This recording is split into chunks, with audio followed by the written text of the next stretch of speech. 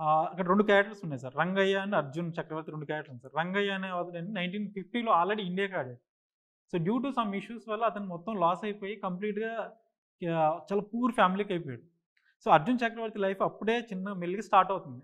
ఆ స్టార్ట్ అయ్యే తరుణంలోనే అర్జున్ చక్రవర్తి చిన్న తప్పులు చేస్తాడు.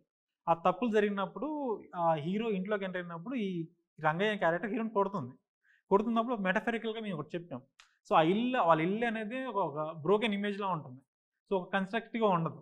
మొత్తం ఆ ఇల్లు అంతా కూడా రాళ్ళు కనిపించేలాగా, ఆ మండు హౌస్ కూడా మధ్యలో ఉంటది. జనరల్ మండు హౌస్. మేము సైడ్‌కి పెట్టాం. సో, వాళ్ళ లైఫ్ అలా ఉన్నాయి. ఇంట్లో దేవుడు ఉండరు. సో, వాళ్ళ ఇల్లంతా ఓన్లీ మెడల్స్, ట్రోఫీస్ తప్ప ఏం కనిపించదు. ఓన్లీ బూజు ఇవే ఉంటాయి. సో, అక్కడ ఉన్న మిర్రర్ కూడా మొత్తం బ్రేక్ అయ్యి ఉంటది. అంటే రంగయ్య లైఫ్, వాళ్ళ లైఫ్స్ అన్ని అలా బ్రేక్ అయిపోయి ఉన్నాయని. సో, పైన ఈ మిర్రర్‌లో మధ్యలో ఒక చిన్న కట్టిచ్చాం. ఆ కట్‌లో పైన కట్‌లోకొచ్చి రంగయ్య క్యారెక్టర్ వస్తుంది. ఈ చిన్న కట్‌లోకి అర్జున్ క్యారెక్టర్ వస్తుంది. సో, వాళ్ళిద్దరి మధ్యన ఉన్నది డిఫరెన్స్ వచ్చి చిన్న లైన్ మాత్రమే. ఎప్పుడైతే అర్జున్ చక్రవర్తి కూడా ఆ లైన్ దాటాడో రంగయ్య లైఫ్‌లానే ఇతని లైఫ్ కూడా అవుతుంది. ఓకే. సో, అలా మెటాఫరికల్‌గా చాలా థింగ్స్ చేసాం సినిమాలో. సూపర్బ్! బావుంది మీరు చెప్తుంటే.